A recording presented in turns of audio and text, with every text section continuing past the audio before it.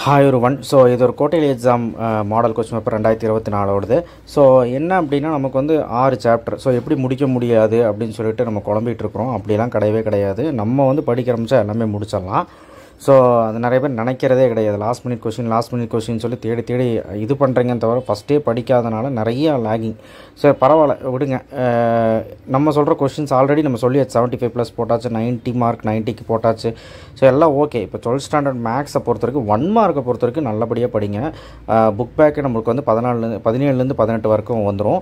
ஒரு 2-3 தான் ட்விஸ்ட் பண்ணுவாங்க. மித்தபடி எல்லாமே புக் பேக்காக தான் இருக்கும். தயவுசெய்து ஃபெயில் ஆகிறோம் அப்படின்னு பயந்தவங்க தயவுசெய்து 1 மார்க்கை ஃபஸ்ட்டு முடிச்சிருங்க. அண்டு நான் எப்போவுமே உங்கள்கிட்ட சொல்கிறது ஒன்று தான். 2 மார்க் 3 மார்க்கில் ஃபஸ்ட் ஆஃப் ஆல் மேட்ரிக்ஸை தரவு பண்ணுங்கள். 1.1 1.2 1.3 அதாவது 1.1ல் எக்ஸைஸ் சம்மில் நான் கொடுத்துருக்கிறதே ஒரு 7 சம் தான். எக்ஸாம்பிள் சம்மில் ஒரு 5 சம் தான் கொடுத்துருக்குறேன். ரேங்க் மெத்தட் கொடுத்துருக்கேன், காஸ் ஜாடான் கொடுத்துருக்குறேன், மேட்ரிக்ஸ் இன்வர்ஷன் கொடுத்துருக்கேன். இது எவ்வளோ நேரம் போடுறதுக்கு? இதுலேருந்து 2 சம் கேட்குறாங்க பாருங்கள். ஒரு ப்ராப்பர்ட்டியை வெரிஃபை பண்ண சொல்லிக்கிறாங்க, ரேங்க் கேட்டுருங்க. ரேங்க் கண்டிப்பாக ஒன்று வந்துடும். ரெண்டாவது வந்து பார்த்திங்கன்னா இங்கே 3 மார்க் வந்து பார்த்திங்கன்னா மேட்ரிக்ஸ் இன்வர்ஷன் மெத்தட் கேட்டிருக்காங்க. ஹோமோஜீனியஸ் ஈக்குவேஷன் அப்படின்னா என்னன்னு சொல்லுங்கள். அதாவது இந்த ஈக்குவேஷனை நம்ம வந்து சால்வ் பண்ணணும். இந்த ஈக்குவேஷனை சால்வ் பண்ணால் ரேங்க் முறையில் தீர்க்கணும். Theertha x=0, y=0, z=0. ஏன்னா ஹோமோஜீனியஸ் ஈக்குவேஷன்னா ரைட் சைடில் 3மே 0வாக இருக்கும். ஸோ அந்த ஆன்சர் வரலாம், இல்லை இன்ஃபினிட்டி மெனி சொல்யூஷன் வரலாம். நீங்கள் ட்ரை பண்ணி பாருங்கள் இதை. ஸோ இதெல்லாம் தான் நமக்கு மேட்ரிக்ஸு. அடுத்து காம்ப்ளெக்ஸ் நம்பர்லேயும் நமக்கு வந்து ஒரு சம் கண்டிப்பாக அந்த 2.4 2.5 2.6 இந்த 3 எக்ஸைஸ் நல்லபடியாக படிச்சிங்கனால ஒரு 2 மார்க் அல்லது ஒரு 3 மார்க் எதிர்பார்க்கலாம். அதே மாதிரி இங்கே ஒன்று வந்திருக்குது. ஸோ இதை நீங்கள் கிராஸ் மல்டிப்ளை பண்ணி இசட்டோட ரெக்டாங்குலர் ஃபார்ம் கண்டுபிடிச்சிடலாம். அதே மாதிரி காம்ப்ளெக்ஸ் நம்பரில் இங்கே வந்து பார்த்திங்கன்னா உங்களுக்கு ஒரு சொல்யூஷன் கேட்டிருக்காங்க, 5 சொல்யூஷன். அதுவுமே நீங்கள் வந்து ட்ரை பண்ணலாம். அடுத்த கியூபிக் சொல்யூஷன் இது நம்ம வரும்னு சொல்லியிருந்தோம். தியரி ஆஃப் ஈக்குவேஷனில் 3.1ல் செகண்ட் சம்மில் கேட்டிருக்காங்க. அதே மாதிரி தியரி ஆஃப் ஈக்குவேஷன் இங்கேயும் கேட்டிருக்காங்க. நான் 3.6லேருந்து ஒன்று வரும்னு சொன்னேன். 3.6 விட ஈஸி எதுவுமே கிடையாது. 3.2 3.6 இதை ஃபுல்லாக முடிச்சிருங்க. 3.6ல் வந்து பார்த்திங்கன்னா ஜஸ்ட்டு இது எவ்வளோ சைன் சேஞ்சஸ் இருக்குதுன்னு பார்க்கணும். ப்ளஸ்ஸு மைனஸ் ஒரே ஒரு சைன் சேஞ்சஸ். அப்போ நம்பர் ஆஃப் சைன் சேஞ்சஸ் 1 அப்படின்னு எழுதணும். So positive real root is 1. அவ்வளோதான், முடிஞ்சு. அதுக்கப்புறம் திரும்பவும் சைனை மாற்றணும். சைனை மாற்றிட்டு எல்லாத்துக்கும் மாற்றக்கூடாது. ஆட் நம்பருக்கெல்லாம் மாற்றணும், ஈவன் நம்பருக்கெல்லாம் அப்படியே இருக்கணும். ஸோ அதை மாற்றினீங்கன்னா இப்போ எவ்வளோ சைன் சேஞ்சஸ்ன்னு பார்க்கணும். ஸோ அதை வந்து number of real root negative real root அதை கண்டுபிடிச்சிட்டு டோட்டல் நம்பர் ஆஃப் ரூட் எவ்வளோ 9. ஸோ அது கூட அதை மைனஸ் பண்ணிங்கன்னா 2 ப்ளஸ் பண்ணி மைனஸ் பண்ணிங்கன்னா 6 இமேஜின் ரூட் கிடைக்கும். இது வந்து ரொம்ப ரொம்ப ஈஸியான சம், எடுத்து பாருங்கள். ஸோ நெக்ஸ்ட்டு வந்து கேட்கக்கூடிய கேள்வி வந்து theory of equation inverse trigonometry. ஒரு வேல்யூ கண்டுபிடிக்க தான் கண்டிப்பாக கேட்பாங்க. சைனாக இருக்கட்டும், டேனாக இருக்கட்டும், இல்லை காஸாக இருக்கட்டும், காஸ் இன்வர்ஸாக இருக்கட்டும், இந்த சீக்கனாக இருக்கட்டும், இல்லை எதுவாக இருக்கட்டும், வேல்யூ கண்டுபிடிக்கிறது ஒன்று வந்துடும். அதுவும் போட்டுடலாம். ஸோ இதுவும் நம்ம வந்து போட்டுடலாமே, ஒன்றும் பெரிய விஷயம் இல்லை. நம்ம tan of x + y divided by 1 - xy இந்த ஃபார்முலாவில் போட்டால் ஆன்சர் வந்துட போகுது. = π/4ன்னு சொல்லிவிட்டு சால்வ் பண்ண சொல்லியிருக்கிறாங்க. இது வந்து ப்ரூவ் தட் கிடையாது, சால்வ். அப்போ = π/4 tan அந்த பக்கம் போயிடும். tan π/4 1 ஆகிடும். ஆன்சர் வந்து வந்துடும். எக்ஸோட வேல்யூ நம்ம கண்டுபிடிச்சலாம். எக்ஸோட வேல்யூ தான் இங்கே சால்வ் பண்ண சொல்கிறாங்க. ஸோ இதுவுமே ஈஸியாக தான் இருக்குது. ஸோ அதுக்கப்புறம் 5th சாப்டரில் என்ன கேட்டிருக்காங்கன்னா, நம்ம 5.1ல் ஒன்று கேட்டிருக்காங்க, ஈக்குவேஷன் சர்க்கிள். ஸோ இதில் 5th சாப்டரில் 5.2லேருந்து கேட்டிருக்காங்க. ஸோ அது கூட பரவாயில்ல. 6th சாப்டரில் வந்து நமக்கு என்ன கேட்டிருக்காங்கன்னா, find the angle in a semi circle. அதை நம்ம ட்ரை பண்ணலாம். பட் ஆனால் அதை விட இம்பார்ட்டன்ட் இது நம்ம இம்பார்ட்டன்ட் சொல்லியிருந்தோம் 6.3ல். அதே மாதிரி இதுலேயும் வந்து பார்த்திங்கன்னா இதில் வந்து பாயிண்ட் ஆஃப் இன்டர்செக்ஷன் அப்படின்னு கேட்டிருக்காங்க. இதுவுமே ஈஸி. கண்டிஷன் ஃபார் இன்டர்செக்டிங் ஃபார்முலாவில் போட்டால் ஆன்சரு. இல்லை ஒர்க் டன் டார்க்கு 3 மார்க்கு நம்ம சொல்லி இந்த ஒர்க் டன் டார்க்லேயும் இதுலேயும் கண்டிப்பாக சம்மு வரும். ஒர்க் டன் டார்க் அதாவது 6.1லேருந்து கண்டிப்பாக ஒரு 3 மார்க் வரும், 2 மார்க் வரும். ஒர்க் டன் டார்க்கு கண்டிப்பாக ஒரு சம் வரும்னு சொன்னோம், கண்டிப்பாக வந்திருக்குது. ஸோ அதே மாதிரி கம்பல்சரி வந்து அனலிட்டிக்கல் ஜாமெட்ரியில் கேட்டிருக்காங்க. ஸோ அதுவுமே நீங்கள் ட்ரை பண்ணி பார்க்கலாம். ஸோ அதே மாதிரி காம்ப்ளெக்ஸ் நம்பர் ஈஸியாக தான் இருக்குது. ஸோ இது வந்து cubic root of unity prove that அப்படின்னு சொல்லி கேட்டிருக்காங்க. இதை வச்சு ப்ரூவ் பண்ணணும். ரொம்ப ஈஸியாக இன்ட்டு பண்ணி ப்ரூவ் பண்ணிக்கலாம்.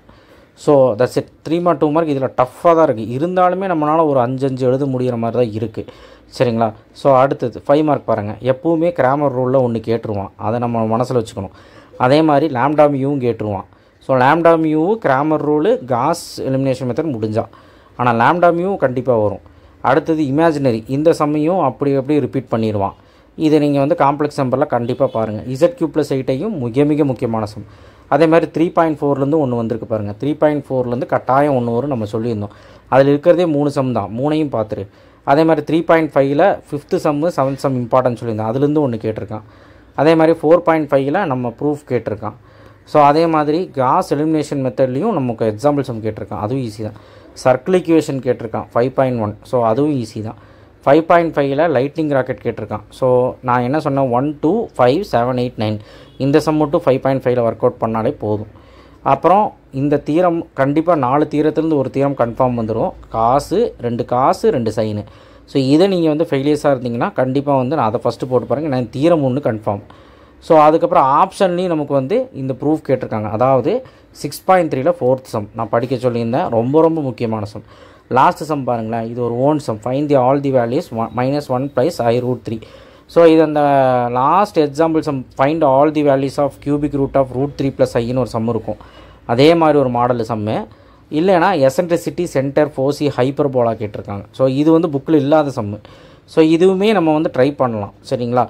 ஏன்னா நம்ம 5.2ல் சொல்லியிருந்தோம், 4th அந்த 4th ஒன்றும் 5th ஒன்றும் ரொம்ப இம்பார்ட்டன்ட் பேரபோலாவில். அதே மாதிரி 8th நினைக்கிறேன் last 2 important, hyperbola ellipse. So இந்த 2 சம் கட்டாயமாக அடிக்கடி கேட்குற சம்ஸு. ஸோ அதுலேருந்து தான் ஒன்று கேட்டிருக்கான் ஒரு மாடலில். So anyway this is the question paper. இந்த மாதிரி மாடலில் தான் உங்களுக்கு கொஷின் பேப்பர் 7 5 மார்க் எழுதுகிற மாதிரி தான் வரும். ஒன்றும் பெரிய அளவில் கஷ்டமாலாம் இருக்காது. 2 மார்க் 3 மார்க் வந்து நான் இப்போவும் சொல்கிறேன், படிக்க முடியலையா நம்ம சொன்ன அந்த 75+ இருக்க வீடியோவில் இருக்கிறதோ இல்லை நம்ம சேலஞ்சில் இருக்க 2 மார்க் 3 மார்க் படிச்சிங்கன்னா 5 ஈஸியாக எழுதிடலாம்.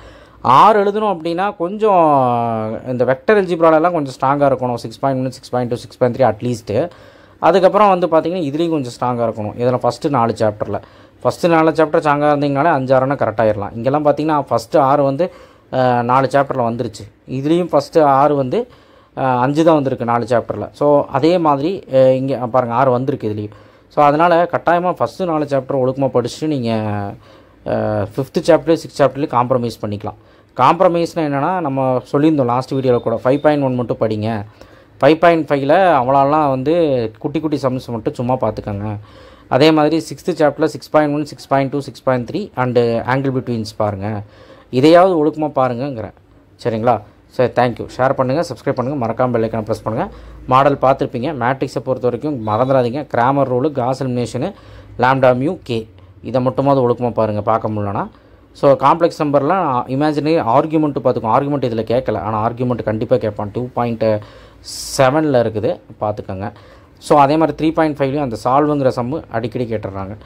ஸோ அதே மாதிரி 3.4லேயும் ஒரு சம் வந்துடும், 4.5லேயும் ஒரு சம் வந்துடும். ஸோ எதில் வரும்னு சொன்னால் அந்தந்த எக்ஸசைஸ்லாம் கண்டிப்பாக வரும். இதில் 6.7 மட்டும் மிஸ் ஆயிடுச்சு. கண்டிப்பாக 6.7ல் சம் இருக்குது. ஏதோ இந்த இது கோயம்புத்தூர் டிஸ்ட்ரிக்ட் கொஷின் பேப்பரு இதில் மிஸ் ஆயிடுச்சு. ஆனால் நாளைக்கு மிஸ் ஆகாது. 6.7 கட்டாயமாக ஒரு 5 மார்க் வந்துடும். ஓகே, எனிவே என்ன நடக்குதுன்னு பார்ப்போம். ரிவிஷன் பண்ணுங்கள். தேங்க்யூ. ஷேர் பண்ணுங்கள், சப்ஸ்கிரைப் பண்ணுங்கள், மறக்காமல் பெல் ஐக்கான் ப்ரெஸ் பண்ணுங்கள். தேங்க்யூ.